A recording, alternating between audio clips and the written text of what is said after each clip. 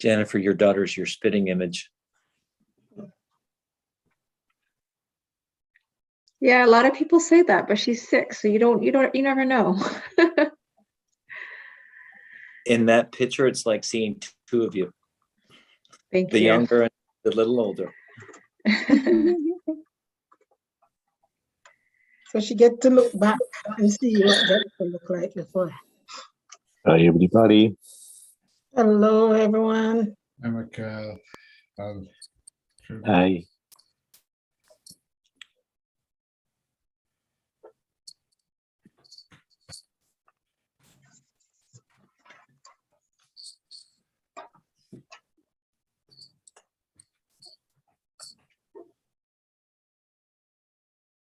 We'll give a few more minutes.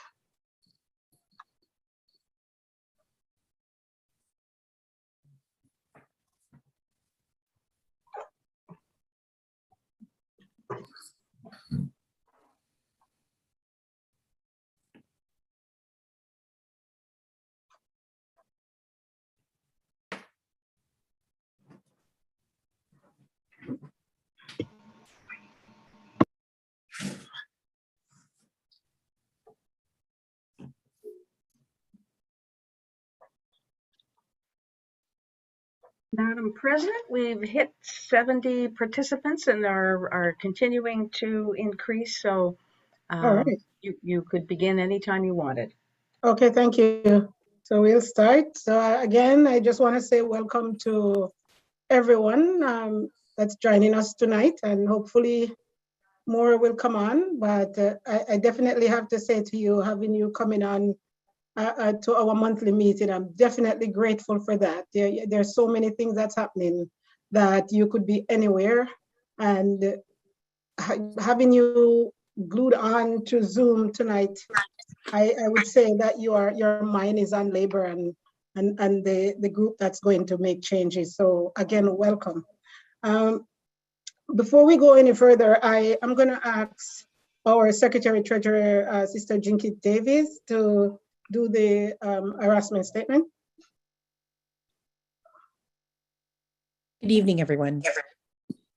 Mutual respect, cooperation, and understanding are strongly held principles of our trade union movement. We will neither condone nor tolerate harassing or discriminatory behavior that creates an intimidating, hostile, or offensive environment and undermines the dignity or self-esteem of any individual. An injury to one is an injury to all. Speech or conduct which is racist, sexist, homophobic, or discriminatory in any way is unacceptable to trade unionists and only serves to divide us. Our policies and practices must reflect this commitment to equality as we work together for justice and dignity in our workplace, our unions, and our community. Back to you, Madam President. Thank you very much. And I'll also call on Vice President Jeff Irons to read the land acknowledgement. Good evening, all. It's good to be here with you tonight. We are meeting on the traditional territory of the Mississaugas of the Credit, which was subject to the Dish with One Spoon Treaty between the Anishinaabe, Mississaugas, and Haudenosaunee that bound them to share the territory and protect the land.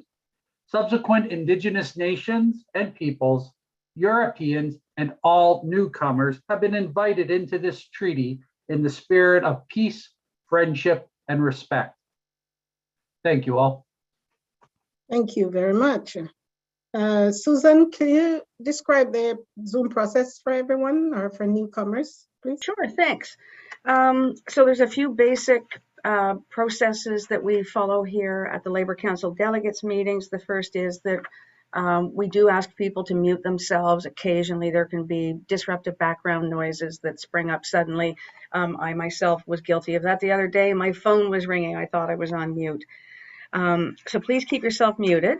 If you're on the phone, you can mute yourself by doing *6 and then *6 to unmute yourself. If during debates you want to raise your hand and be recognized, you can find the raise hand function under reactions. And it's the little bar that actually says raise hand. The sideways yellow hand or the thumbs up are just very temporary reactions. So to put your hand up, do raise hand. And if you're on the phone, you can do *9 to raise your hand. We also welcome you to take advantage of the chat, to use it respectfully, to share some of your opinions, but not too much, because we also want to make sure that you're paying attention to what's going on. Or if you have any questions, feel free to ask those questions that way. And then finally, if you've come on and your name isn't on on the bottom of your screen, if you can rename yourself, that would be great, with your name and the union that you represent. Thanks very much. Have a great meeting. Okay. So before we go any further into this meeting, I think it's always amazing when we see new faces coming in, and hoping that at the end of it, we didn't miss someone. So I'm gonna ask if there's any first-time delegates here tonight, if you could raise your hand by using the blue hand signal on your Zoom, and just so and identify yourself. Okay, so I see, all right. I'm seeing Jose with your hand up. If you could just introduce yourself and which union or your local. Hi, I'm Josie. I'm with UFCW Local 1006A. Welcome. And Sade,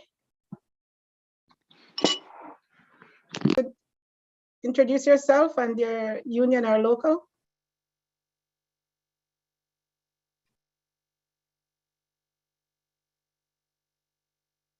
Okay.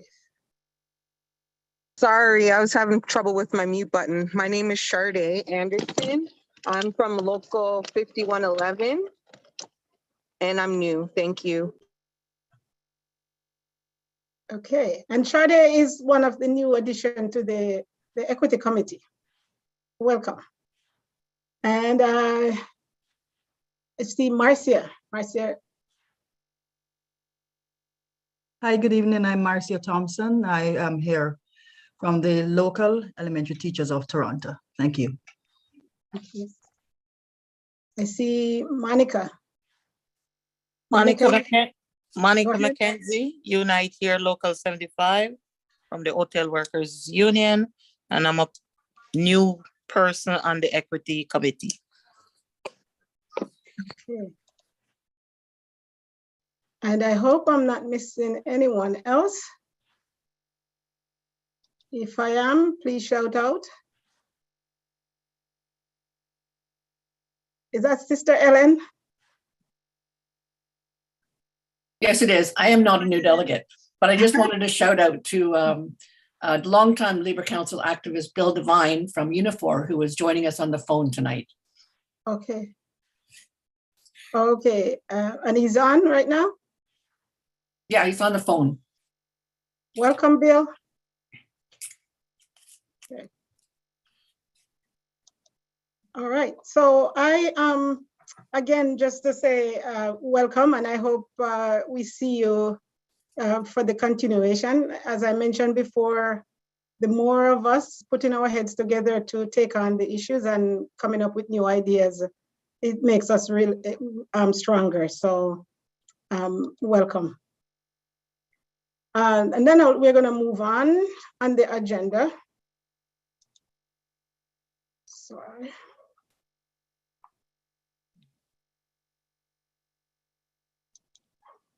Okay.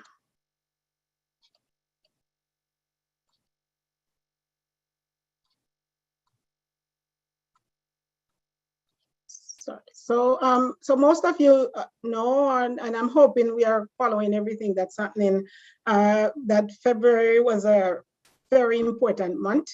We recognize and celebrate our Black History Month, and we need to remember and also recognize the history of Black, Indigenous, and people of color throughout the year, not just one month or the other.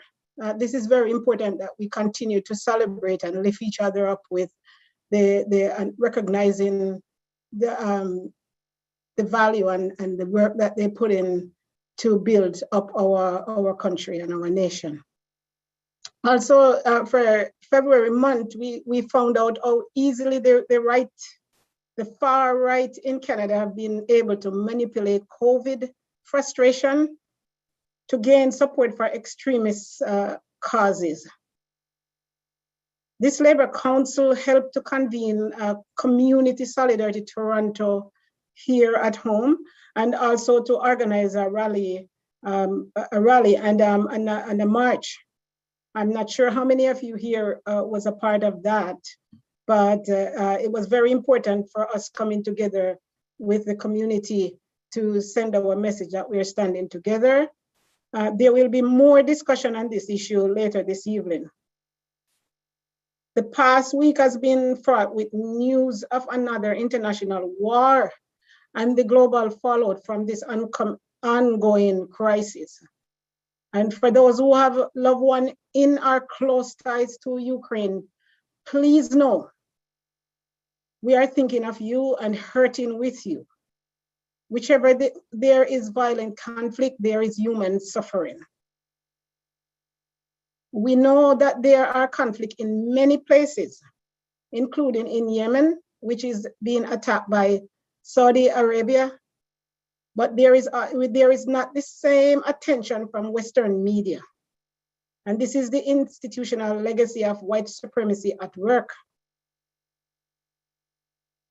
Forced migration due to war, environmental destruction, and political persecution uprooted millions of people worldwide every year.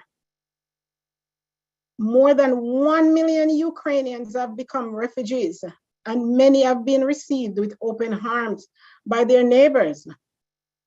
At this time, we see people of colors from many from other countries, but some perhaps also Ukrainian, finding their access to leave Ukraine blocked, or that their reception in other countries has been hostile.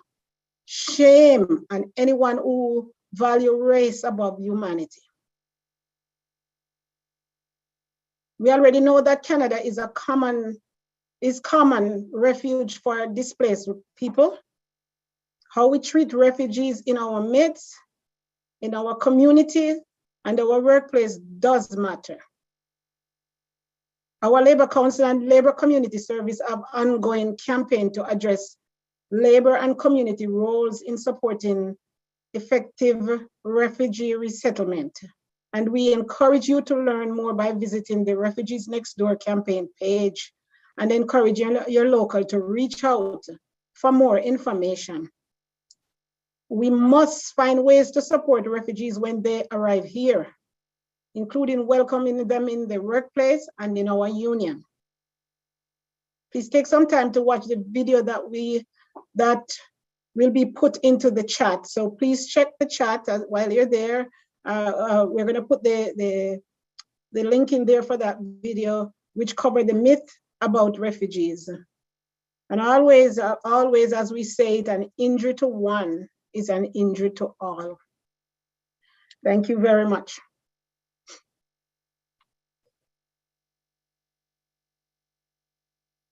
Next, I'm gonna go back to us. I hope you got a chance to look at the minutes. I'm gonna ask for us to approve the minutes of the last delegates meeting of February 3rd. If everyone got a chance to. Andrea, can I ask somebody else to launch it? It's saying failed to launch polling, error 1. Maybe Susan or Skylar, thank you. Thank you.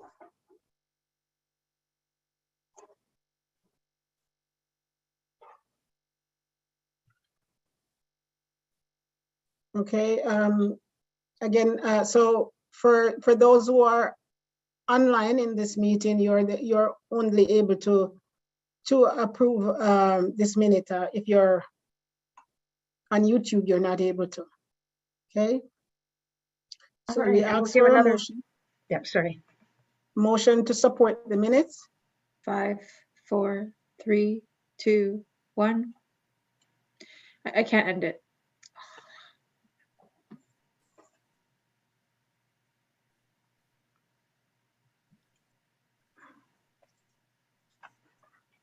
So the motion passed with 93%.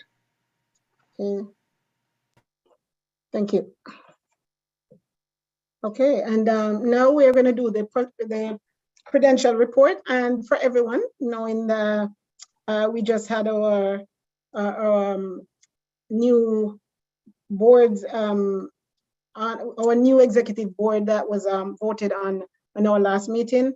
I also want you to welcome our new Sergeant of Arms, Blair Gallant.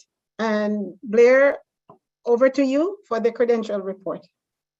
Thank you, Madam President. I move for adoption of the credential report for Thursday, March 3rd, being QP Local 2484, 2 delegates, CUPW Toronto, 1 delegate, ETFO York Region, 14 delegates, and ETT, 36 delegates. Can I get a seconder? Seconded by Abdi. I see Robbie Johal. Sorry, Sister, I just wanted to raise my hand to second the motion. Thanks very much. Thank you.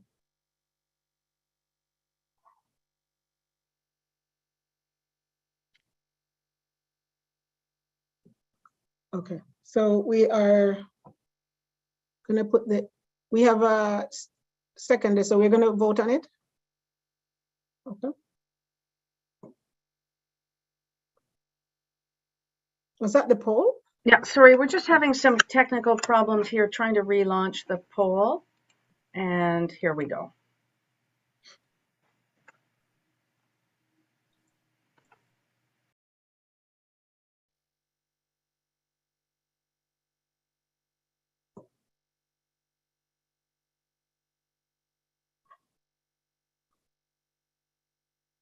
And we'll give a count of 5, 1, 2, 3, 4, 5, ending the poll and sharing the results with 94% support. Thank you. Okay, up next is anyone with strike or lockout report. This is your time.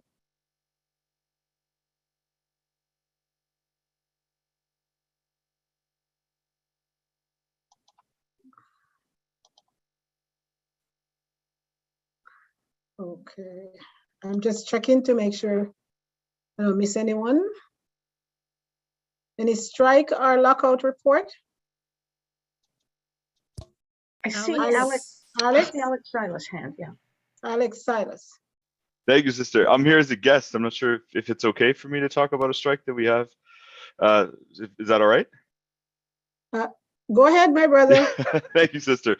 Yeah, so in fact, PSAC members at the Office of the Auditor General of Canada here in Canada, and there's a small satellite office in Toronto as well, have been on strike for 3 months now, since the end of November. It's been a particularly challenging strike, of course, with the pandemic. We built a lot of great momentum leading up to the end of the year. And then Omicron limited our ability to picket in person. And then, of course, the convoy also had an impact. But the members are united and are motivated, and we're keeping the pressure on the employer, collaborating with friends in the NDP, and trying to put the pressure on Treasury Board to resolve the impasse. So we're hopeful that we'll see an end to that strike soon. Thank you. Thank you. Okay. Okay. We know that in the next, we are looking forward, and I'm speaking for most of you, International Women's Day. It's coming up. Doesn't matter if it's on the street or virtual. I'm inviting everyone to be there. And with that said, I'm going to turn over to the Women's Committee Chair, Laura Thompson. Laura, over to you. Okay, thank you, Andrea. Hi, folks. My name is Laura Thompson, pronouns she, her, Ops to Local 503. Yeah, and as per Andrea's comments, we're inviting everyone to join this year's virtual rally. Certainly in terms of in Toronto, we have the largest day recognizing International Women's Day in North America. And its history goes back at this point, to my understanding, at least over 40 years, and still going strong, even in this time where restrictions are being lifted, but we are still restricted in terms of how we can meet. So as most folks can gather, we're talking over 40 years. That's a really extensive history, a history that celebrates International Women's Day as a critical day in terms of the strides towards gender justice, but also recognizing gender justice as part of social justice, and social justice also including racial justice, economic justice, justice for Indigenous people, and a history of countering what we've witnessed in terms of whether it's the convoy in Ottawa and the fascist, racist, and white supremacist overtones of that movement or objectives of that movement, as well as the what we see now internationally, and being a source to say and when it comes to peace and being against war, and certainly a big proponent of what makes International Women's Day Toronto possible. Is someone that I suspect a number of folks will be familiar with, Carolyn Egan, in terms of as an IWD Toronto organizing committee. So yeah, Carolyn, if you're good to give your reflections, thank you. Okay, thanks so much, Laura. I think in the trade union movement, we're all very, very familiar with International Women's Day, but I think it also is very important to bring us back to the roots. And it has always been something that's been rooted in the unions and working class people, women, obviously, but others, our brothers and others who've been supporting it. I mean, it was called firstly in 1910 by socialist women in Copenhagen over in Europe, but it was their idea to really celebrate the struggles of immigrant women, garment workers in New York City who walked off the job because of the horrific conditions, fighting for the dignity and respect that they deserved. And I think that the song that has always been associated with International Women's Day, Bread and Roses, came from strikes of mill workers in Massachusetts in 1912, and thousands of them walked off the job. They were in, again, horrible conditions, 22 different languages they spoke, and yet they were able to build the unity and the collective strength to beat those robber barons, beat the bosses, and make huge strides forward and show that women are an equal part of our trade union movement. And I think that for us in Toronto, as Laura said, it goes back decades, and it's always been a labor and community coalition that has put this together.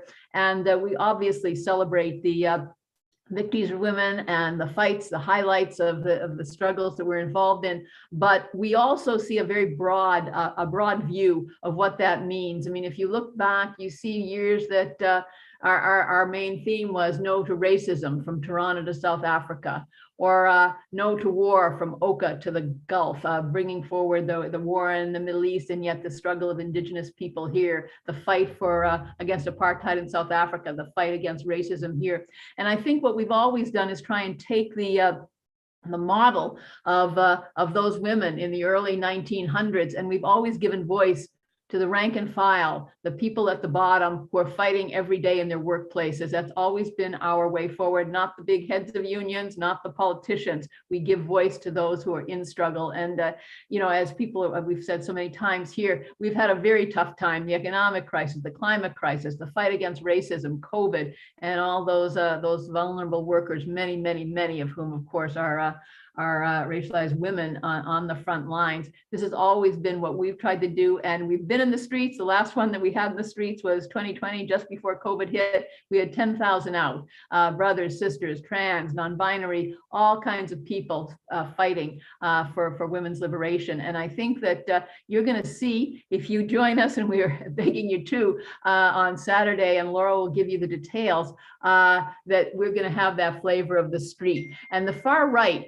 This is something that has come up much more recently, obviously, in the last number of weeks. We'll have the big discussion later on. But I would like if Susan could put up a picture that I was looking at. Now you look at that picture. You see the Klansmen. You see women. You see where is this from? The Deep South, Mississippi, Alabama, Georgia, the Carolinas. But no, it was done and taken the picture in the 1980s in Toronto, in Riverdale. The Klan was setting up. It was trying to get young people in the high schools, people who were dissatisfied with their lives, and bring them to racist conclusions and scapegoat. And it was absolutely disgusting. And International Women's Day, women from that coalition joined with others in the Riverdale Action Against Racism, and they had a huge mobilization marching through the streets of Riverdale saying no to the Klan. And you can see their reaction. And they had an office set up, and they were doing their work. They were driven out of Riverdale, then they went to Parkdale, same thing happened. And this is the type of mobilization that we've got to do. And I think it's the type of mobilization that International Women's Day in this town has always seen as a priority. So I think I won't go on at great length. Many of you have been there in the past, but we asked you to come out because we're highlighting migrant women from the Philippines working in homes. We're highlighting Kurdish refugees, some of whom actually fought ISIS in the Peshmerga over there, and long-term care workers, child care workers, just fighting for what we need to build that new society. So if we've got a bit of a snapshot, and I think either Jennifer or Susan can put it up and give you a sense of what you'll find if you join with us on this Saturday for our virtual. Wish we were in the streets, but that's what it is. So if you could show that, we'll give you a sense of what we've been organizing.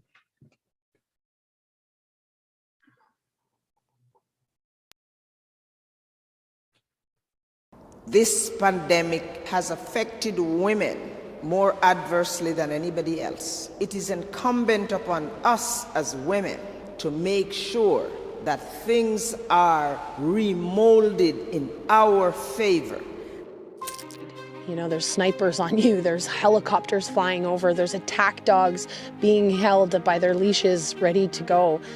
And I felt like this oppression of silence, like, oh, I should run and hide, or I'm gonna get in trouble. How are my kids gonna feel seeing their mom arrested? And I listened inside of me and I heard that water, I heard the Wenziqua, I heard all of the years, hundreds of years of my ancestors saying, stand up. And a lot of PTSD happened because of this pandemic. It just took over. There's nothing we could have done to stop it. We tried to lessen it, but we kept losing them one after the other. And I think the sounds and the noises they would make will haunt me forever. Working in public childcare, it was always the needs of the children that came first. Where with private childcare, they make decisions for their financial, economic bottom line. They're not making decisions based on the children. The heart is not in the money. The heart is in the care. We came together, a range of labor, community organizations, who felt that we had to show our solidarity with the people of Ottawa, who have been under siege for the last 3 weeks, under siege by a convoy that was funded by the far right, that was organized by the far right, and that was led by the far right. Sisters rise up, sisters rise up, sisters rise up. I believe we will win. Sisters rise up, sisters rise up, sisters rise up. I believe we will win. Wonderful video by Nadine McKinnon. And so just come out, you'll get more and more of that. I think you'll be very inspired, and if people's spirits are down, it'll get them up. So come out, and I think, Laura, you'll give more detail on how they can get involved on Saturday. Certainly. So the rally will be taking place this Saturday, March 5th at 1 p.m. In terms of how you can join us or how you can join the rally, it will be streamed on Facebook as a Facebook Live event. It'll also be available on YouTube. So again, you've seen the video and the very fierce speakers that we have that speaking at the rally. So we really do hope that you join us. And hopefully next year we're back out in the streets. But in the meanwhile, please join us on Saturday, 1 p.m. People and Planet Over Profit, Revolution, Love for All. Thank you. Thank you, Laura and Carolyn. I am going to echo also that you look in the chat as well for the link. And if you did not commit yourself yet or have the link, make sure you have that link. The last 2 years, as we're going into a new year of this pandemic, more and more we saw how it affects families and affect women. This is a time for us to make sure that we join together, rising up together. For the brothers that's here, showing your support to lifting up women. We have been the backbone in a lot of these fights, and this pandemic has taken a toll, but we're still rising. So make sure, even though we're not on the street, it's important that you're showing your support and joining as we stand up for ourselves as women, our mothers, our sisters, and our daughters. Let us join together on Saturday and send that message that we are still rising up. We are not broken. Thank you. So up next, we have two speakers here, and we are lucky to have these two members of provincial parliament with us this evening. I apologize if I pronounce your name incorrect. I believe it's Susie Morrison, MPP for Toronto City Centre, and Rima Byrne McGowan, MPP for Beaches East York. Wow. So they're joining us just before the International Women's Day and also the International Day for the Elimination of Racial Discrimination. They are joining us after a far-right movement successfully occupy our capital city and capture the imagination of disillusional worker. They are joining us as the provincial election on June 2nd is coming at us quickly. We know we need to defeat Doug Ford. Having Doug Ford for a second term for this government would be very dangerous for workers. My goodness, what damage could he do? What public asset must be cut or privatized if he is really re-elected? We need to elect progressive alternative who will support what is good for workers and what's good for our community. So we are pleased to have two women with us tonight who have lived experience and legislative skills to do just that. So I want to start off to introduce Susie Morrison. She's a official opposition critic for urban Indigenous issues and also for the missing and murdered Indigenous women and girls response. She's also the community activist in Toronto downtown east side, including tenant advocates. So I just want to ask all of us on screen here to welcome Susie Morrison. Welcome, Susie. Andrea, I think there's been a slight change because of the timing. Okay. I believe that MPP Morrison was out canvassing until 8 o'clock, and we're actually a little ahead in our agenda. All right. He hasn't arrived yet, but Rima Burns McGowan is with us if you want to return to Suze Morrison afterwards. Okay, thank you very much. All right, so I'll introduce Rima. So Rima is the official opposition critic for poverty and homeless. She also have a long history of teaching and advocating for systemic change to foster equity and a society that truly works for everyone. So I want to thank Rima also for joining us. So at this time, I'm going to turn over to Rima. Rima, welcome. Thank you. Thank you so very much, Andrea. It is an enormous honor to be here with all of you this evening and to be able to have this time with you.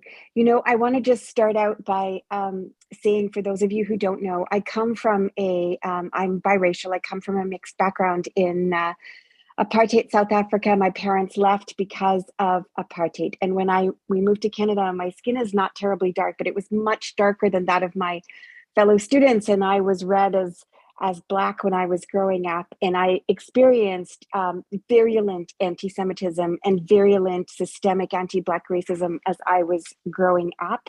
And those experiences, as well as what was happening in my homeland, and the reason that my parents felt that they needed to leave, shaped me and have shaped my life and my lived experience and my activism and all of my professional choices since then. And so I say that because I'm also an introvert, and so being in politics it's not an obvious or straightforward thing for me to do. And it was actually former students of mine, including Muhammad Hashim, who you all know well, who I say bullied in the nicest possible way, kind of like pushed and poked at me to leave the sort of safety and comfort of the classroom and step into the relative discomfort of politics in order to have a space to argue for the need for systemic change and the kind of equity and equitable policymaking that we need in every field. And everything that I have seen over the last 4 years has reinforced that message. And in fact, it especially, I'm so grateful to have seen that you are focusing on concern about the rise of the far right. And I am here to honestly beg and plead with you all, no matter who you are, no matter what your identities are, no matter where you are situated or how safe you believe that you are, to please take this with deadly seriousness and to stand up and to fight it with everything you have. Because what we have watched in Ontario is the right, and across Canada, is the right rising and gaining strength, and in fact not being taken seriously by the folks who need to take it seriously. We've watched our security forces and CSIS focusing on Islamophobic Muslim threats, including that has involved rhetoric and actions that have been picked up by mainstream politicians and in fact have turned into violence in Quebec City, here in Toronto, in London, Ontario, in ways that have caused people to lose their lives, but on the streets every day in ways that involve the humiliation and of Muslims just trying to live their lives, and in fact they have caused their fear. We've watched the rise of anti-Black racism, which of course has always been there, but we've watched people act with impunity. And just recently, just last week, we saw, for instance, in Kitchener-Waterloo, a 4-year-old being, taken into, like,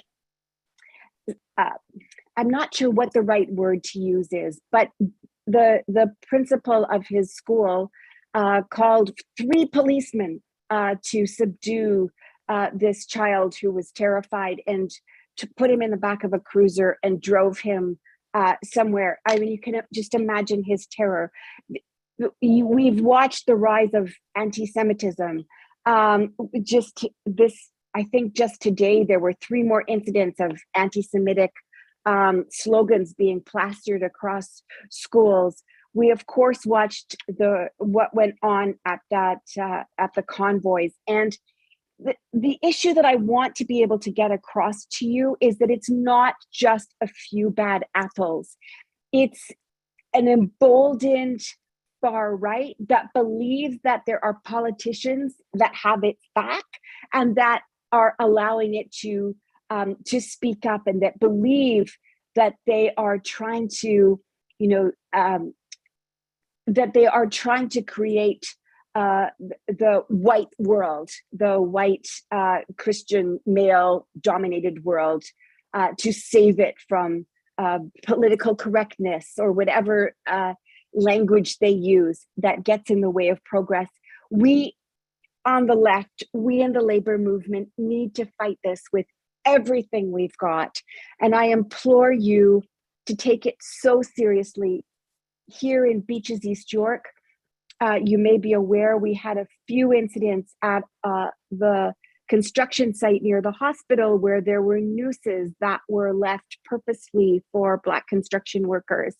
And that was a fight that community took on, that we took on, that I took on very personally, to really push the construction companies and the unions to do everything that they could to make clear that this was not going to be tolerated. And in every institution, and I don't care what that institution is, we see that there's a lot of work that needs to be done before they're truly equitable. But I beg you to take this fight seriously, because we need to convince every institution that it needs to be so strongly on board with this change. I want to give you one final example from what happened at the legislature today. The NDP has teamed up with the NCCM to bring forward a bill that we're calling our London Family Act, to actually put changes in law in Ontario that would actually fight Islamophobia. And it was introduced last week, and next week it was meant to be debated at second reading. Today, the Conservatives, so the Liberals are on board, the Green Party's on board. Today, the Conservative House leader moved it to go directly to committee. And he argued that he's advancing it faster, but that's not actually happening. What he's doing is preventing the arguments from being made and heard again in the legislature. And then what we asked for was that there be a unanimous vote to immediately pass it into law.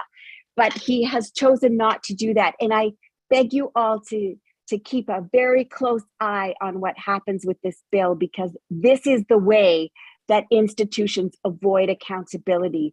They say that there's no room for Islamophobia, and yet they act in ways that avoid accountability. So it's really up to all of you to please stand together and help us push against racism, whether it's anti-Semitism or anti-Black racism or Islamophobia, or the discrimination that is queerphobia and transphobia. We need to push against it at every level, and we really need your help. Thank you so very much. Thank you. Thank you very much for joining us and for your strong words that we need to continue to stand up and fight hate and really the awareness around us. Okay. So I already did an introduction for MPP Morrison, and unfortunately you wasn't here when I was serenading you, but now you're here. I will turn it over to you to address our delegates. Welcome. Thank you so much for having me. Apologies, I was having some technical issues getting connected earlier, but thank you so much for having me. So I guess, where I want to start today is, I've been asked to come in and talk a little bit about issues impacting women, as well as issues around missing and murdered Indigenous women and girls in the province of Ontario, and the province of Ontario specifically, as we think about the upcoming election. I think that one of the biggest election issues, I hope, as we look at exiting the COVID-19 pandemic, is what economic recovery in our communities looks like from the perspective of women, and not just women, but racialized women, Black women, Indigenous women, Asian women, Muslim women, and Ukrainian women, for example, who may be new to our communities and coming here as refugees in the coming weeks and months. We know that the pandemic has hit women the hardest. We've heard it referred to as a she session.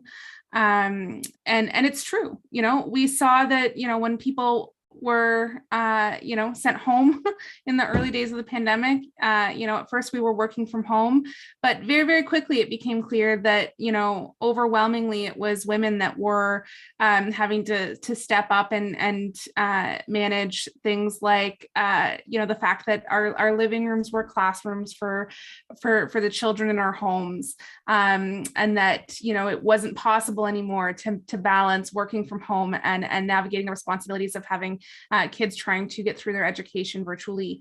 And we know that a lot of women stepped back from the workforce as a result of that to step up and manage the process of getting kids through virtual classrooms over the last 2 years. We also know that a lot of predominantly women-held sectors, workforce sectors, have been some of the hardest hit from the pandemic. Whether we're talking about, think about some of the hardest hit industries, whether that's, personal care workers that are, again, predominantly jobs held by women, whether that's, personal care services and hairdressers. All of those jobs, they were completely out. We also saw, we see the overrepresentation of women, and particularly racialized women, in the PSW sector.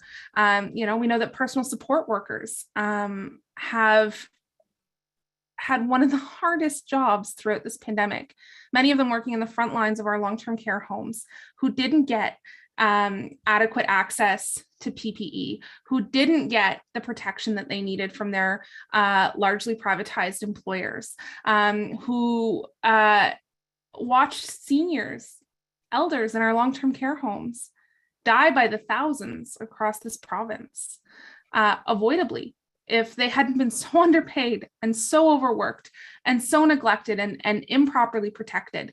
Or if we look at nurses, again, another sector of jobs predominantly held by women, or childcare workers, again, over and over and over again, the care work sector as a whole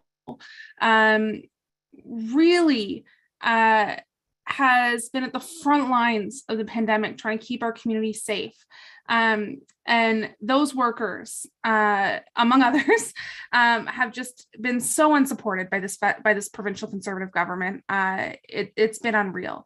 And so, when we look at what economic recovery looks like from a gendered lens, it needs to include, fair pay for workers. It needs to include supports for women-owned businesses. It needs to include pay raises for PSWs and healthcare workers and education workers, childcare workers, all of these sectors.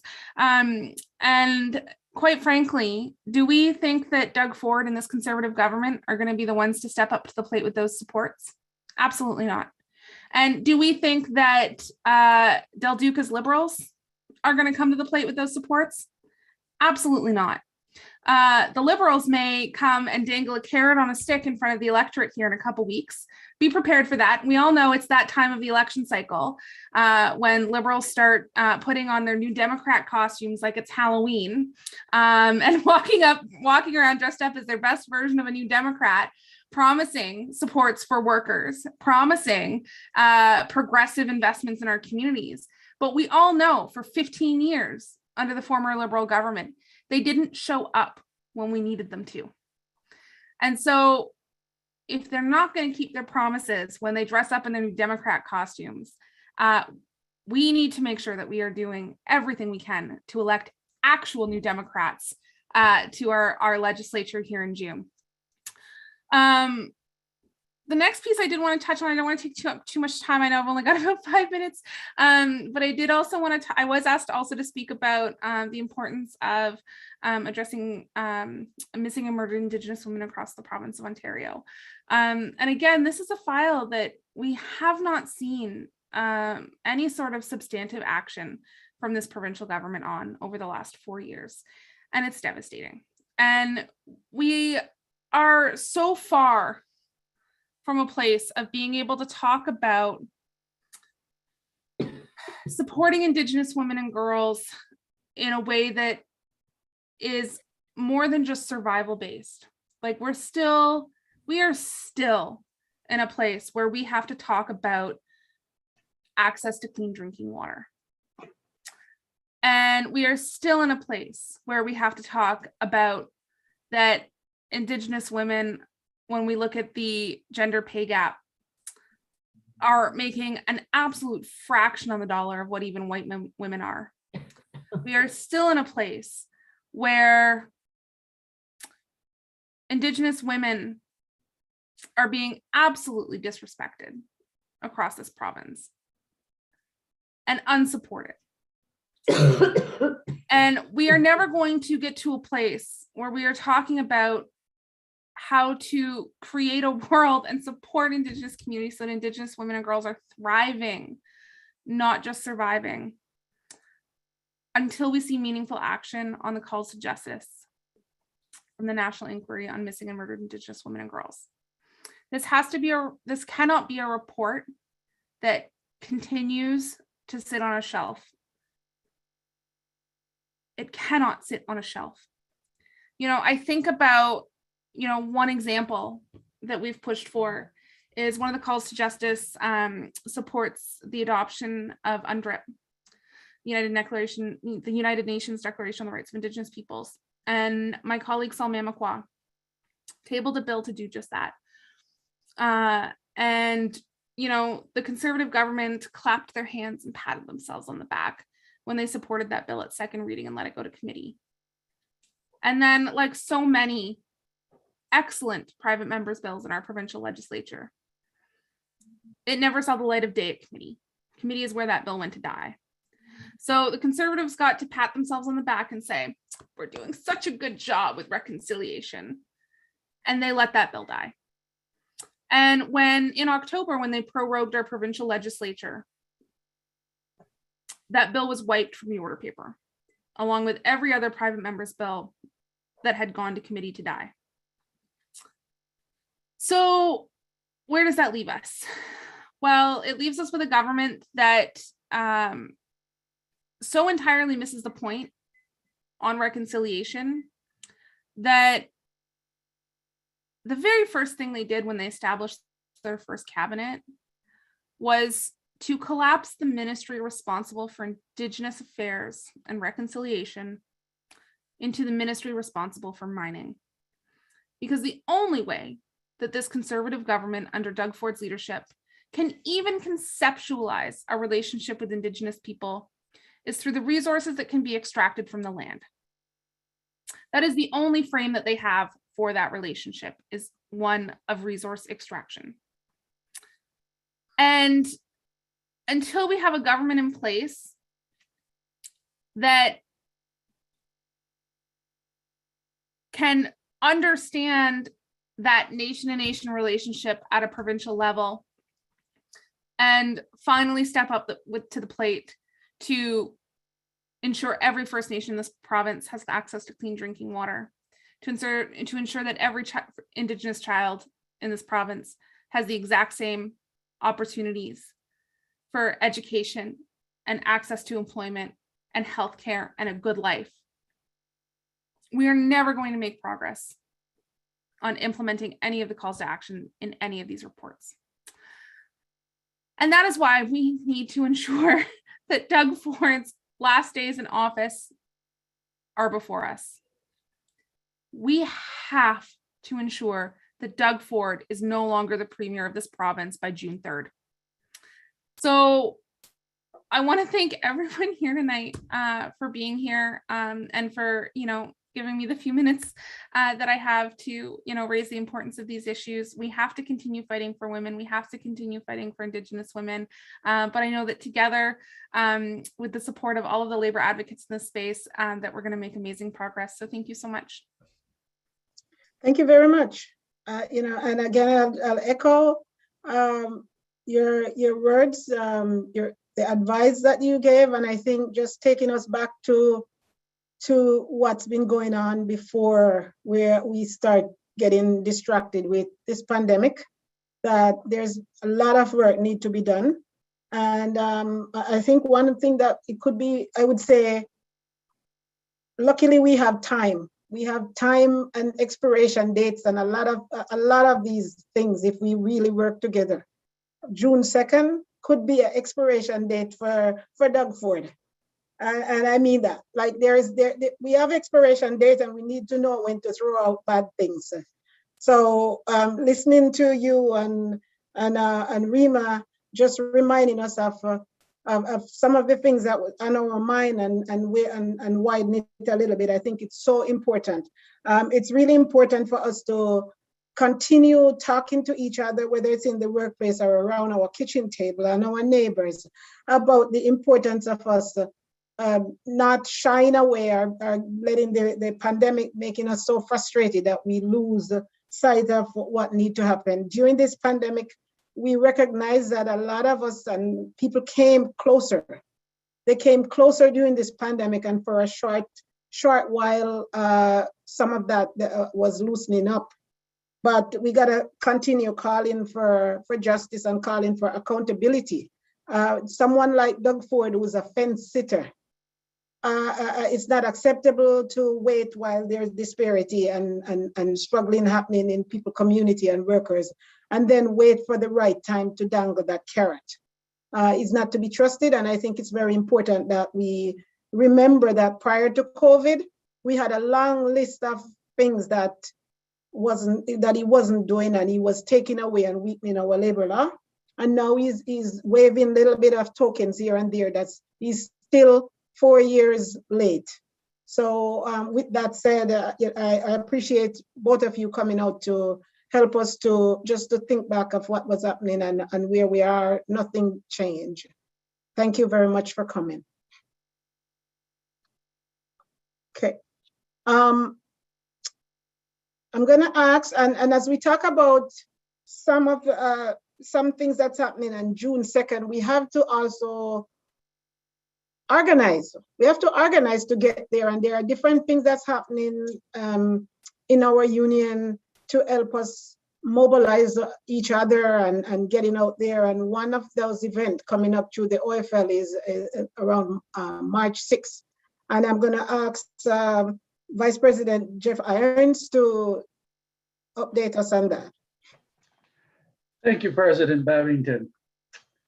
We've heard what our friends Rima and Suze have had to say about how bad this Ford government is and how terrible our society is becoming with the rise of hate, white supremacy, and lack of leadership from this provincial government.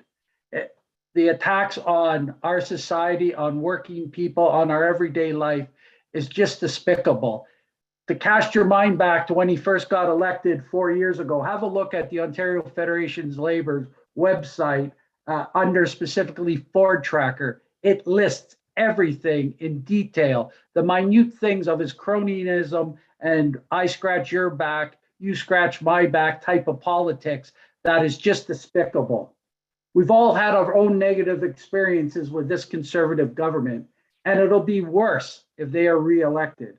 To help defeat them and elect a more progressive and accountable government, the OFL is holding an online activist assembly this weekend titled Building the Fight for a Workers' First Agenda. After 2 years of a devastating pandemic and 4 years of anti-worker policy, Ontario workers and their families need more than just a recovery. We need a just recovery. But to win that, we need to fight for our winnable demands. That's why all of us, you, me, are needed to help build the fight for a workers' first agenda in our province. This Sunday, March 6th, hundreds of people from every region of Ontario will take part in the OFL's Activist Assembly, a full day of strategizing, skills building, and planning. We urgently need a workers' first agenda, and only a mass movement of working class people from all over Ontario can deliver that. But we need to get organized to win. And that's exactly what we'll do at the Activist Assembly this Sunday, March 6th. All of this will lead to a province-wide day of action for a workers' first agenda on Sunday, May 1st, May Day, the International Workers' Day. If we want an outcome that's good for working people and their families and communities, we need to start fighting for it now. Join us on March 6th at the Activist Assembly and help us make the May 1st Day of Action a success. We'll be posting the link for information about how to register for this assembly and where. Have a look in the chat now, and thank you. Together, we can defeat this government and get a progressive, accountable government run by people like our sisters that just spoke previous to me. Thank you all. I'll see you Sunday. Thank you, brother.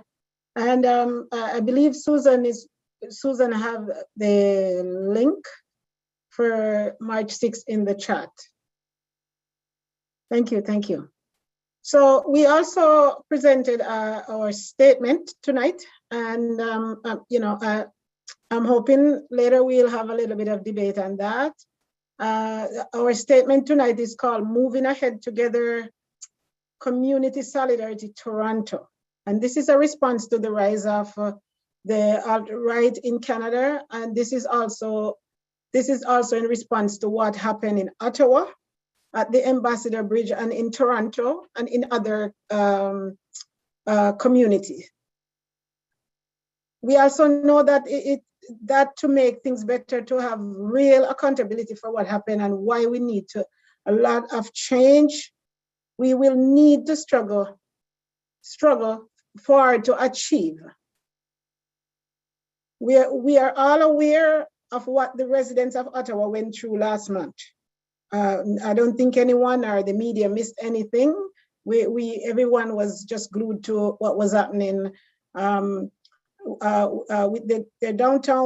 downtown under aggressive occupation and worse for over 3 weeks. We also know that finally, when all level of government and the Ottawa police seemed reluctant to intervene, it was the community and labor in Ottawa that came together to fight back. We know it took a lot of pressure to get our elected representative and the police to protect all the community, and not just their business friend, or worse, the far right convoy organizer, who the police and the conservative staffer made donation to. Wow, like how can we forget? Also, Toronto did not go through the same ongoing aggressive occupation. There was an attempt to create gridlock downtown. There was also harassment of healthcare workers and shameful advice that they should sneak into work to avoid harassment. After that advice was given, Toronto Labor joined healthcare worker at the hospital rally, and then the Labor Council helped form Community Solidarity Toronto. And together we march from City Hall to Yonge and Dundas Square to say that Toronto won't put up with hate, and that we have a much better worker-friendly agenda to replace hate. We have someone here that and you met him before doing the strike report, Alex Silas, and he's also here to talk to us about what happened in Ottawa. And then we are looking forward to debate on this statement afterward. So I just want to once again welcome Alex Silas. He's a PSAC member from Ottawa and also a member of the Community Solidarity Ottawa. Brother Alex, I turn it over to you. Thank you so much, sister. Thank you for having me. I want to start just by recognizing that I'm zooming in from the unceded territory of the Algonquin and Anishinaabe people. I want to thank you for allowing me some space to speak here, and I want to thank you for inviting me, for holding this space, for having this discussion tonight. Sister Babington, I also want to thank you. We only got to meet briefly at the rally on the 20th, but I want you to know how much I admire your leadership of this Labor Council and of everyone here. You are an activist Labor Council, and that is clear, and I'm inspired by the work that you all do. Also want to say some words of thanks for the solidarity that you folks have shown workers and community members in Ottawa. As Sister Babington said, for over 3 weeks, our communities were terrorized. 28 days, communities were terrorized. Folks from BIPOC communities, trans and queer folks, migrant folks, our Muslim friends, our Jewish friends were terrorized and harassed by this convoy. And that's the situation on the ground. And a lot of that was missed by the media over the idea that this was about truckers, that this was about vaccine mandates, that this was about, you know, parties and hot tubs in front of Parliament Hill. That's not what this was about. This was an act of domestic terror, as far as I'm concerned. Convoy demonstrators attempted to burn down buildings. We had an incident where they set fire in a lobby of an apartment building and then duct taped the doors. That's what Ottawa's been living through. And frontline workers were faced with harassment and violence from this convoy. PSAC members in locals in downtown Ottawa.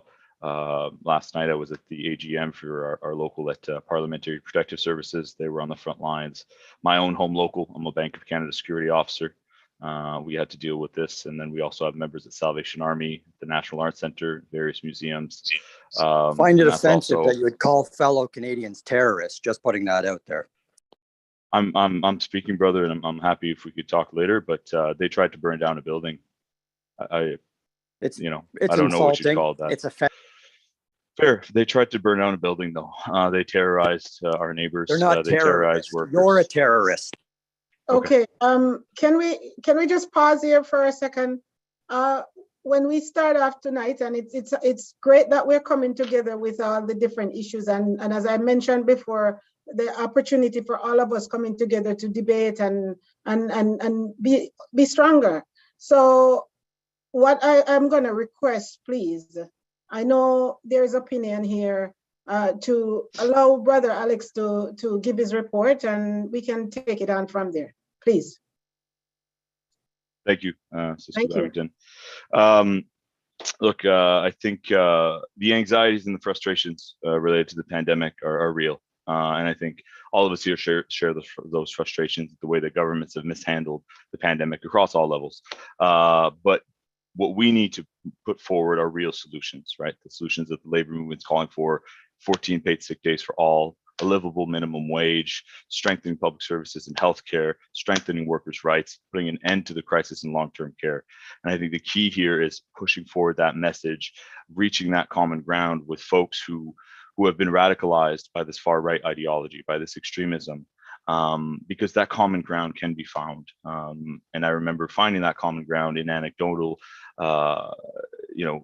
just to be anecdotal for a second, just to talk, speaking with convoy participants. There was a blockade at Billings Bridge. I was there on the ground and helped to organize to bring about a peaceful resolution to that day. And in doing that, I spoke to every single driver and passenger. And so I know that many of those folks are good folks who were not aware at what was happening in downtown Ottawa. Were not aware at the terror that people were facing. Were not aware at how scared and how harassed people felt. But they got radicalized by this far-right extremism and this white supremacy and this fascism that was present in that convoy, and that is the reality. We need to be vocal that this convoy does not represent workers. Does not represent. Sorry, that's my timer. That's my 4-minute timer because I know only have 5 minutes. Our movement needs to speak up to say that that sort of far-right ideology does not represent workers. Does not represent truckers. Shoot, my uncle's a trucker. Truckers have been delivering goods to Canadians coast to coast to coast all through this pandemic and are the frontline heroes of this pandemic, among many frontline heroes. But truckers were not in downtown Ottawa terrorizing our communities. So we need to speak up and find strength in the core values of our movement, values of justice, equity, solidarity, and bring forward real solutions to address the anxieties of the pandemic, and take care of our communities. We need to empower our base, engage workers on real solutions, on building a just transition from the pandemic that puts people first, that puts workers first. And we need to counter the right of the anti-worker, the rise of the anti-worker far right. So I think I'll leave it there, but I want to thank everyone again for allowing me some space to speak here. I think labor getting involved in this fight is key, and merci beaucoup tout le monde. So solidarity. Thank you very much. Thank you. I'm going to ask Susan if you show the clip. I will, thank you. Yeah, the Community Solidarity Toronto event that took place at City Hall and then went to Yonge Dundas Square received a lot of media attention because it was a message about a peaceful demonstration and about bringing people together rather than dividing them. So I'm going to show you a clip here of, interestingly, the Sun. The Sun showing some of what happened at the event. History tells us that desperate people can be manipulated and their fear channeling into racism. Today's demonstration is an important step in coming together to challenge the far-right fringe, which is using COVID crisis to spread hate. We must also find a way to talk with those who are feeling disenfranchised and who could be drawn to the wrong solution.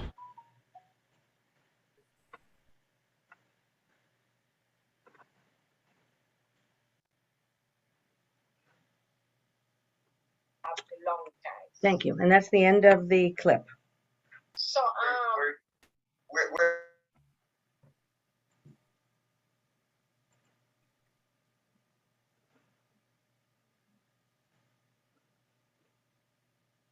Okay, sorry, I mute myself and I'm wondering what's happening here. Okay, thank you, Susan. So as I mentioned, we have this statement. I hope you got a chance to look at it, and this is an opportunity for anyone that would like to speak on this statement. This is your time you could put your hand up and be recognized. Brother Abdi.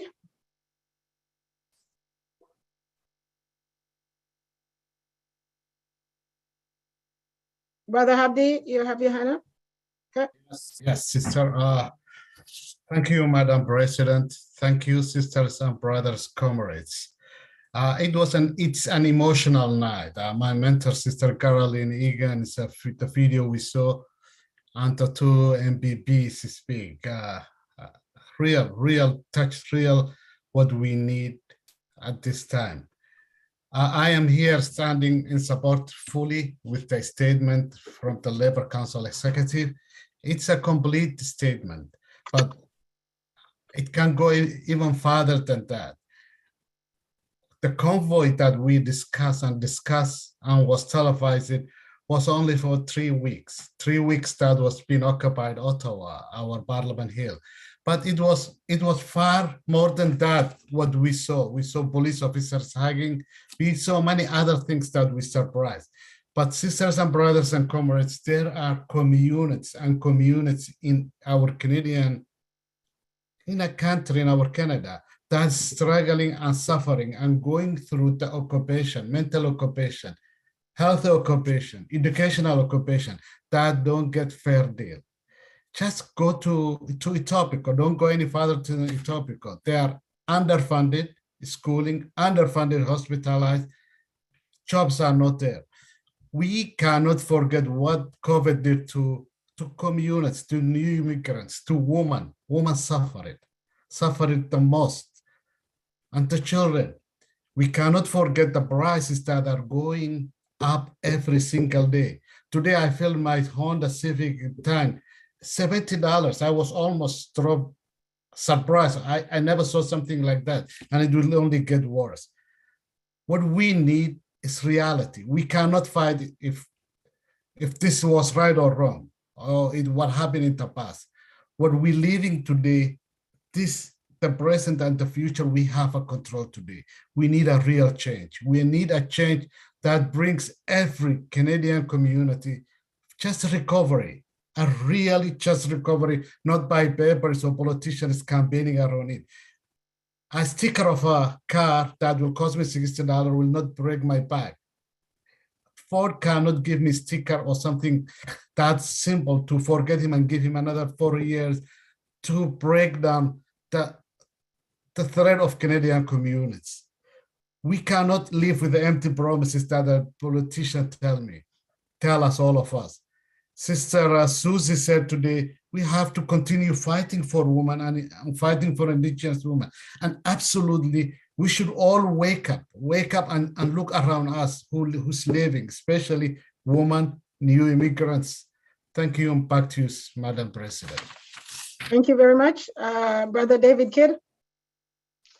Thanks, Mr. President, and thanks for this statement. I support it wholly too. And I will be missing the IWD celebration so well articulated by Laura and Carolyn, because I will be with Alex Silas in Ottawa with the Community Solidarity Rally there this weekend. I am east of Cornwall tonight, and a number of us from this area will be going to Ottawa this weekend. And thank you, Alex, for your comments. I also too, the Community Solidarity Rally that Labour Council and other community allies did organize, that was shown briefly in that clip from, of all places, Sun TV, was an inspiring and a hopeful event, and I want to thank people for organizing that. I do want to speak on a couple of things, and one is, this is a time, though, for our unions to reach out to our members of the divisions sowed by the COVID protocols and by the ongoing issues of health and safety in our workplace. We will see more divisions this year as more employers are going to be requesting and stipulating that employees that have been able to work away from home remotely now return to the workplace, and there is going to be a response to that. And what's happened in many unions over the last 2 years has been divisions around how to respond. And for me, we just need to find a way to move forward united on, health and safety principles. I'm in a community where I read today where vaccines for smallpox, TB, and it's gone back 100 years where vaccines were implemented and made mandatory for these kind of diseases that impacted both urban and rural environments. And so one of the things I still see for so many people, I lost a family member to COVID over the last 2 years. It's one of the reasons I am up here. But I do know that so many people that are indifferent to some of the protocols are because they don't know what COVID can produce. The last comments I want to make, and I do appreciate, the only other comment I wanted to say, the deep organizing was a very important point to make, because it does mean a time where we need to mobilize our members and get back to who we are. Now, the last two comments I wanted to say was, one, I do think the Labour Council should reach out to that Brampton truckers group that first was identified in December 21 by the Star investigation, and then by CBC in February of this year. This is a group in the midst of a period of time when the convoy was trying to suggest it was all truckers, when truckers in Brampton were organizing around unpaid wages for foreign immigrants and for other groups in their community. And I do think this is a time where we also reach out to groups like that and show our solidarity with them. I also, too, we need to monitor the current Premier's actions, because he is using the convoy. I don't know if you heard him the other night when he talked about relaxing the emergency measures. He said he was not going to stand down the special police orders that have been put in place, particularly in relationship to occupations. He also stipulated when he first made the emergency measures that he was going to bring in new legislation to the Queen's Park when he's sitting again to ensure that occupations do not occur in our province down the road. He made it generally, but as we know, Indigenous communities, unions, we have stood up at times and stood up on important issues where occupations have been involved. And we don't want Ford and others then to use the concerns around what happened with the convoy to be then turned on the people that are fighting for their just rights. I appreciate the content right now. We do need to rally against the organized right, and I do support this statement fully, and I stand with all my brothers and sisters. Thank you very much, brother. Michelle, Sister Michelle Robador. Thank you, sister, and thank you for this discussion and the leadership of the Labor Council on this. I think the initiative, you really could feel that it was by the skin of our teeth here that we mobilized this, but it did make a huge difference.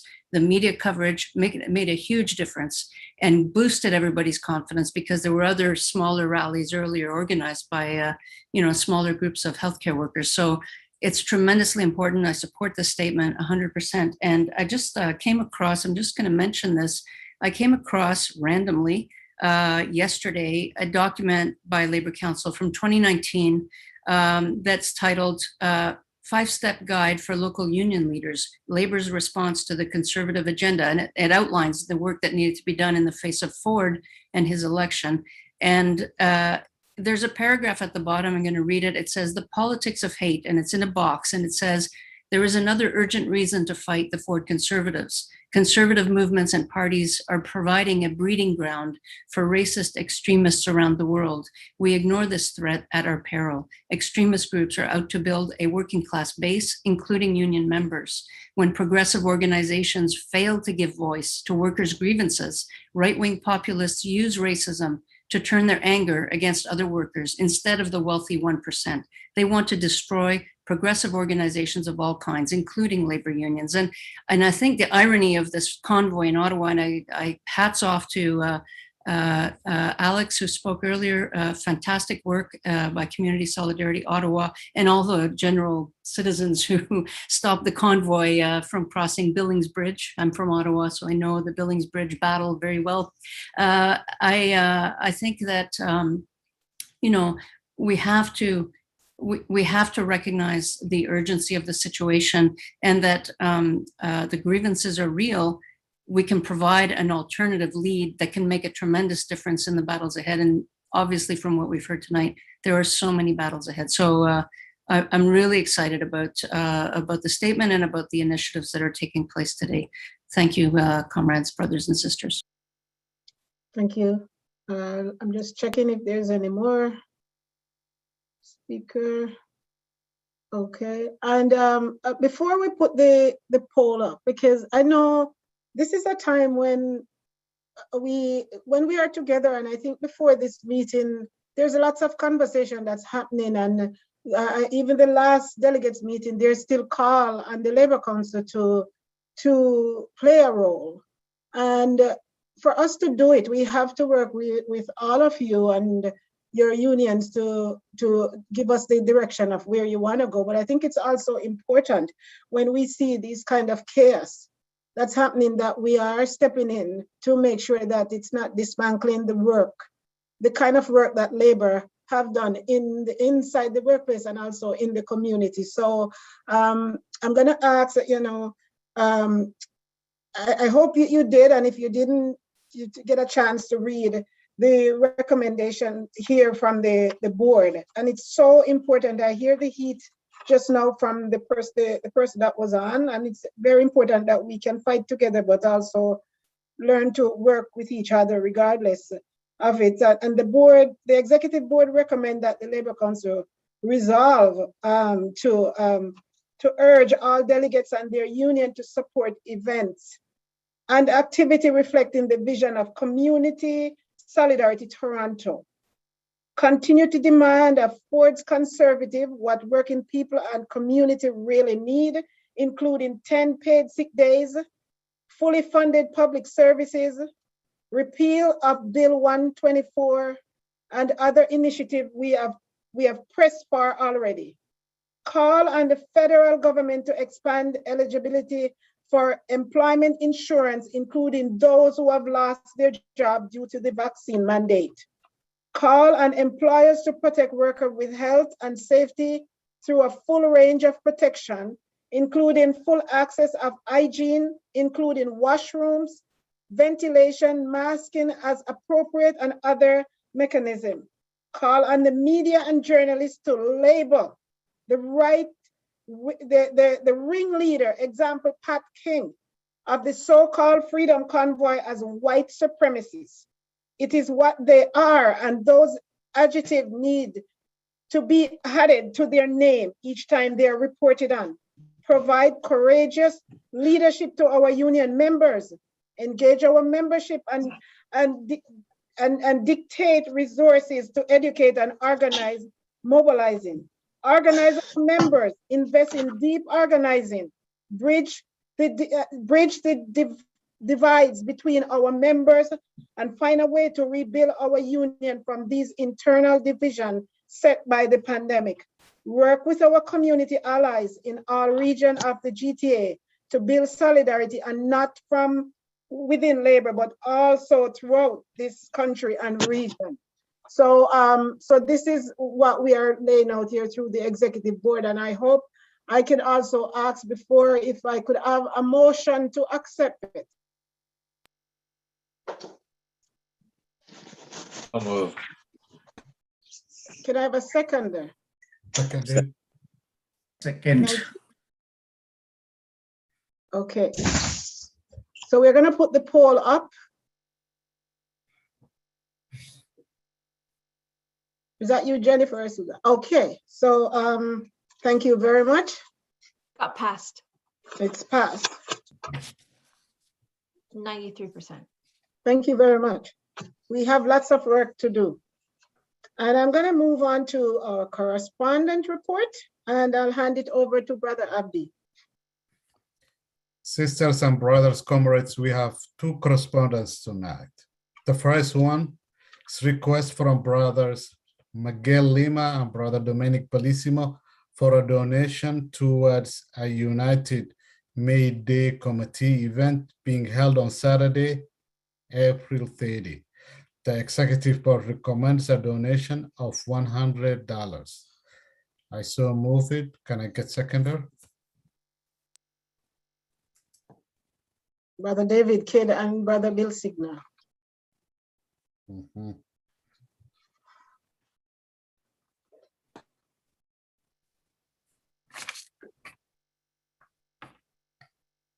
Okay, and the poll is up.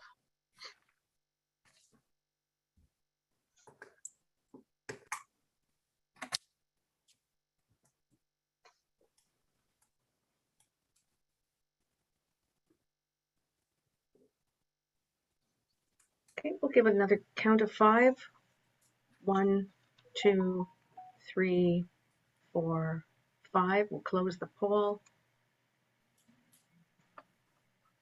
And it passes with 95% support. Thank you. Thank you, sisters and brothers. The second and final correspondence is request from May Works for the usual donation of $500. The executive board recommends the usual donation of $500. I so move it. Can I get seconder? I second. Okay, we have Brother Das.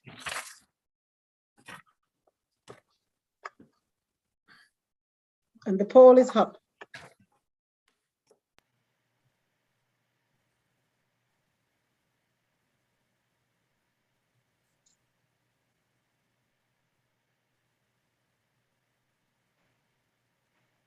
Okay, we'll give it a count of 5. 1, 2, 3, 4, 5, and we'll close the poll. and it passes with 96% support. Thank you. Back to you, Madam President. Thank you very much. All right. International Day for the Elimination of Racial Discrimination is coming up very soon. It's March 21st. And I'm going to pass over to Skylar to give us some information. Sure.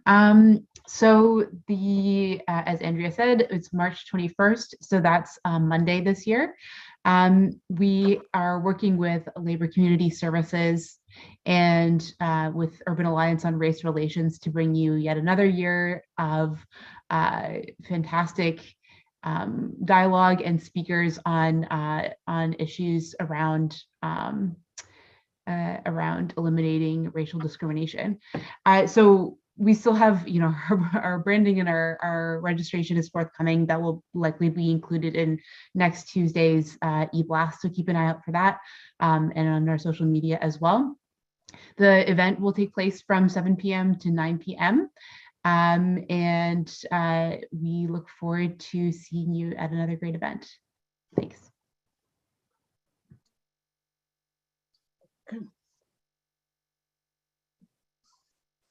Okay.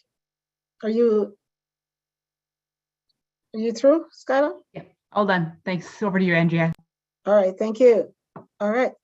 So with that said, I'm gonna talk a little bit about a special person that's on tonight as well, and just to introduce under the Coalition of Black Trade Unionists Canada, CBTU, and the Ontario Federation of Labor, OFL, are celebrating African Liberation and Black History Month. And by doing so, they're launching the 4th annual Legacy of Labor and Community Activism poster series.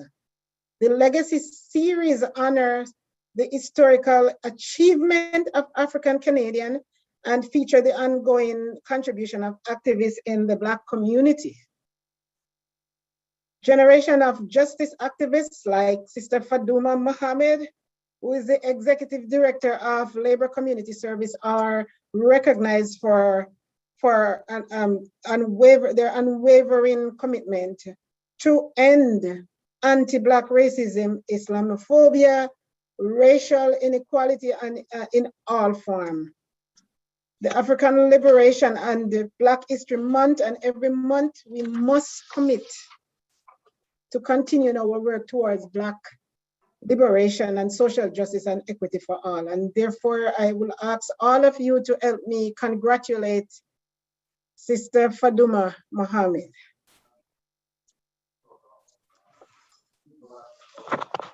Congratulations, Sister Mohammed. May I say a few words to accept your congratulations? Go ahead, Sister. Yeah, thank you so much. Thank you so much for doing this. I am around 26, 27 years in Canada. Coming to Canada was a choice for me. Running from home was no choice, but coming to Canada was choice. And one of the reasons that I came here was I thought there were a lot of Black people here. Unlike where I was running from, we're very pure, only one race, so from Europe. And thought, this thing cannot happen, why can this thing are happening, so I was working in Etobicoke North with schools, and so what was happening in the school, the streamlining of refugee Black kids. And I thought this is not possible, start fighting from there, working. Not fighting, but just try, people should know this is not fair, it's not justice. Anyway, so now, I am now very old and maybe retiring soon. And I didn't even think that I have achieved 2% of what I wanted to achieve, because my illusion was eliminating anti-Black racism, Islamophobia in my lifetime, but just forget the legacy of oppression and racism in North America. So having said that, I still have hope that our kids and our kids will continue the fight, that at least what we did will give them a little bit easier to survive and thrive like a lot of hardship that we went through, and we're still going through, like no matter what happens, everywhere you look is racism. So it's making us sick. Even the last thing that's happening now, as Sister Andrea said, in Ukraine, people are fleeing. That all Black people who were stuck in Ukraine cannot leave Ukraine.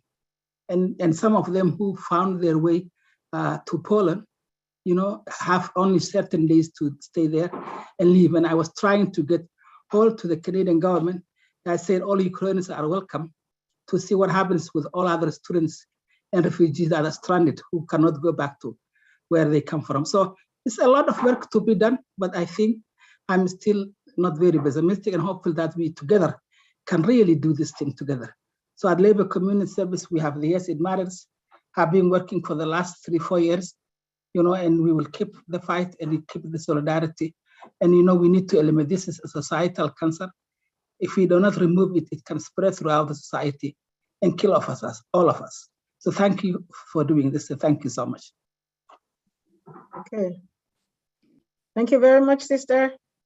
Okay, and I'm gonna start the report. And first is a CLC report. Sister Heather Erlin, are you here? I sure am, Andrea. Thank you. And good evening, everyone. I'd like to just start by saying it was an absolute honor to march alongside so many of you on the 20th for the Community Solidarity TO rally. As has already been said here tonight from the other amazing speakers, that it's clear people are sick and tired of this pandemic, and so many are at their wits' ends, with mental health being a daily struggle. And what we are witnessing is the alt-right manipulating working people's frustrations and valid grievances to try to sell them on flippant ideas that bury people's heads in the sand with the reality of what we are living through today. And I know that it is the labor and the left that has the actual plan in how we get through the rest of this pandemic. And that plan is what was laid out in the Community Solidarity TO statement that we just discussed and voted on tonight.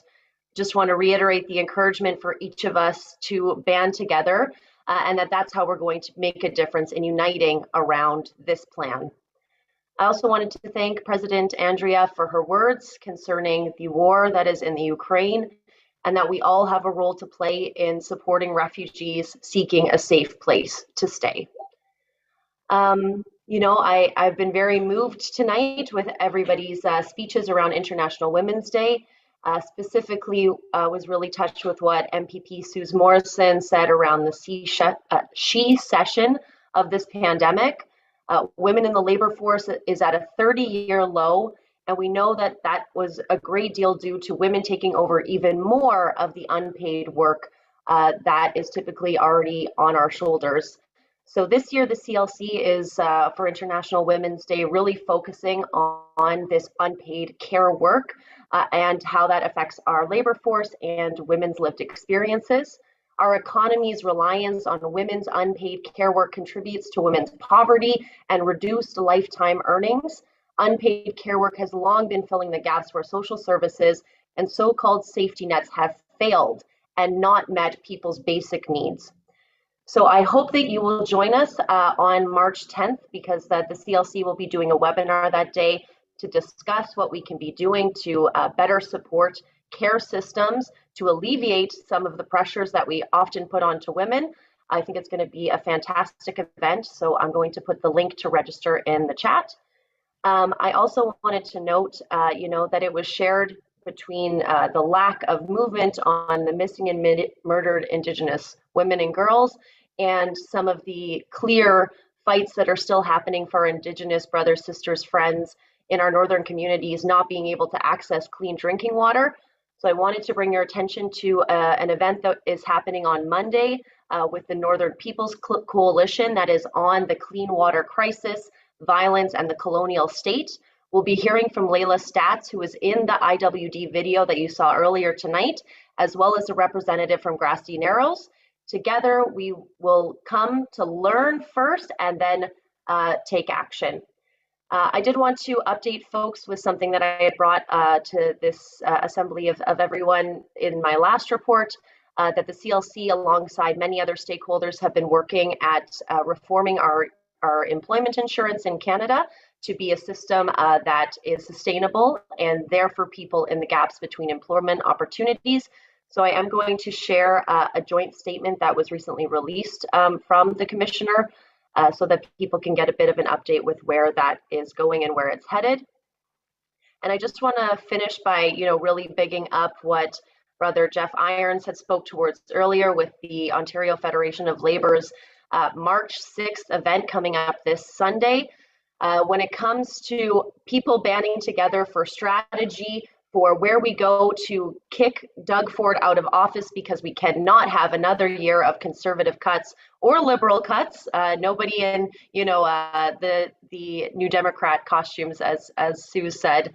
So I implore you to please make space for that day. I know it's going to be a nice day outside, but I tell you, sisters, brothers, friends, that it is going to be a very powerful event. And I genuinely hope to see each and every one of you there. And if you're going to be there, please ask a friend to come too, because that's how we double our numbers just in that single act that we can each do. So I hope to see you there on March 6th, and I'll pop those links that I've shared tonight into the chat. Thank you for your time.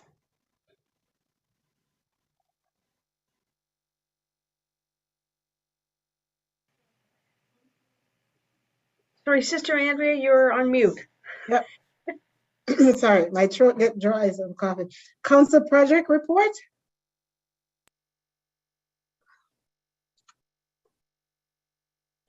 Make sure I'm not missing anyone for projects. Anything else there? Okay. Okay, and I will move on to committee reports. I believe Camlin is going to report on the Equity Committee. She's also newly Equity Committee. Camlin, are you still here? Yes, I'm here, Andrea. Hi, so my name is Camlin Vinagamurthy from QP Local 4948, which is the Toronto Public Library Workers Union. And I'm going to be giving the Equity Committee report. So the first order of business was that the committee elected its two co-chairs, Keith Menezes and myself.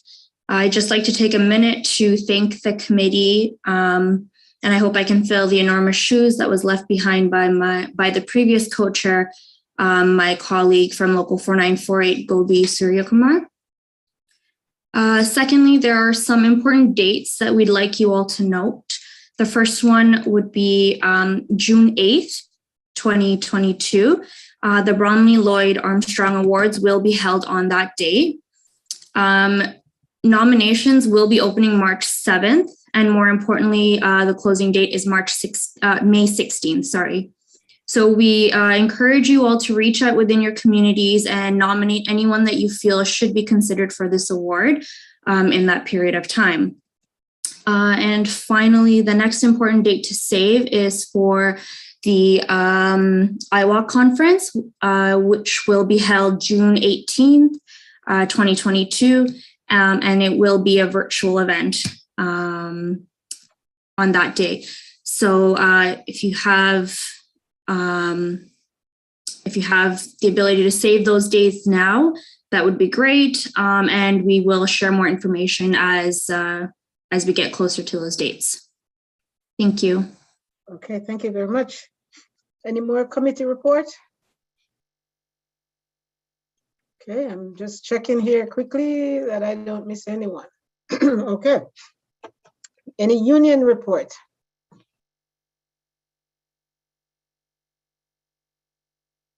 If you have a report from your union, this is the time to signify. Okay, I see Brother Wayne Harris. Just if I could, I just wanted to remind everybody that when Doug Ford came into power, he reduced WSIB premiums by 30%. Then he also reduced the next year by 17%. Then we went into COVID and they reduced again. And Bill 27, Schedule 6 of the Working for Workers Act, he is now giving back employers more money because the WSIB has a surplus of $6.1 million, billion dollars, and he's now giving it back to employers. So I'd just like you to think about that when you go into the polls in 90 days. Thank you. Okay. Thank you, brother. Okay, so making sure that I'm not missing anyone else. I don't think so. If so, just shout out. So I think before we go, and it's been so, it's a tense high and a low, the report that's coming out, it's good information that we are getting. And I think whether it comes with the shout or the whisper, it's really important that we are reacting. We are reacting to what we're hearing, and we like to close off our meeting sometime with videos too, which I'm going to also ask Skylar to do, but just my own parting words again, which is in our third winter. We're looking forward to spring, but yes, the third winter into this pandemic, and we cannot go to the end of the year and just say all of the troubles that we have here, it's because of COVID. COVID just opened it up for us to see. And definitely we see that we can go closer. We got closer with the mask on when it was time to stand up for our community. We got closer when we were angry about essential workers that was disrespected, but that's not enough. It's not enough. As I said, you know, sometimes the things that we either purchase or we get for free or we went out and vote for it, sometimes it have expiration date. And this is a time for us to look at the different things. The next few months is going to be really important. It's a way of us recovering out of this pandemic. As we know, COVID could be here for the long haul. It could come with different children names. We have Omicron now, we had Delta before, and it could come, but we are learning different ways how to survive through this pandemic. But one of the things that we know for sure, there are things that happened to us long before this came, and it just opened it up some more. It gave some of us some time to stay at home and just to reflect. And it also caused some of us with the frustration to step out and try to make our voice heard or look for leaders that's not the right leaders. But it doesn't matter, right? It's the fact that we're moving and we're here, and it's time for us to also act in solidarity, because if we're lifting ourselves up, we need to lift up our community. It's all of us that's struggling right now. And it's very important that we take a piece of it, that through this pandemic, we got closer.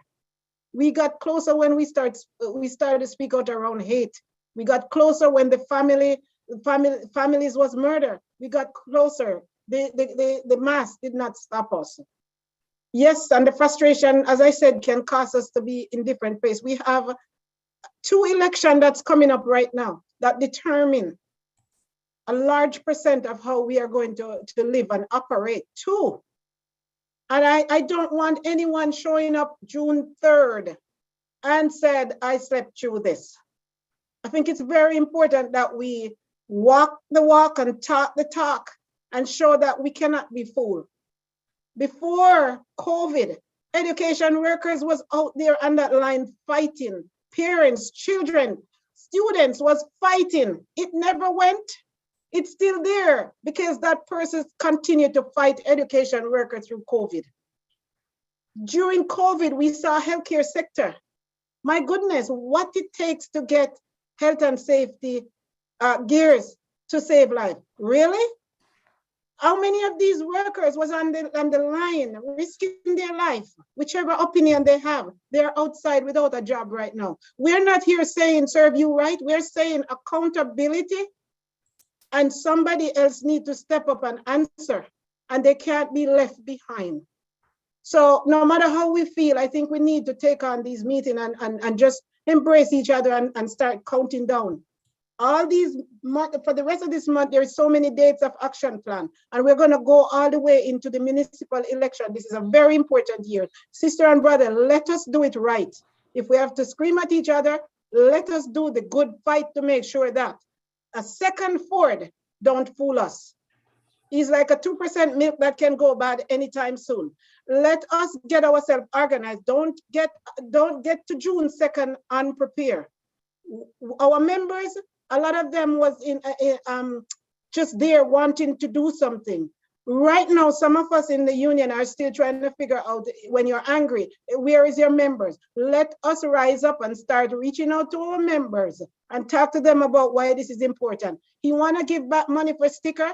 Hello, it was yours in the first place, but don't be fooled. He's giving $15 now. It is 4 years late. It is yours anyway. So fine, if you want to be Santa Claus in the middle of spring and summer, not a problem, but don't be fooled by it. Because one thing we know, he came in once the minimum wage was increased and we got sick days and all of that. And he came and it wasn't his, but he took it back. So don't trust him. He never gave you EI or CERB. It was yours in the first place. So we need to smarten up and do the right thing and grab our members and get them ready for June and get them ready in the fall as well. So with all of that, I want to say thank you very much for coming, and over to you, Skylar.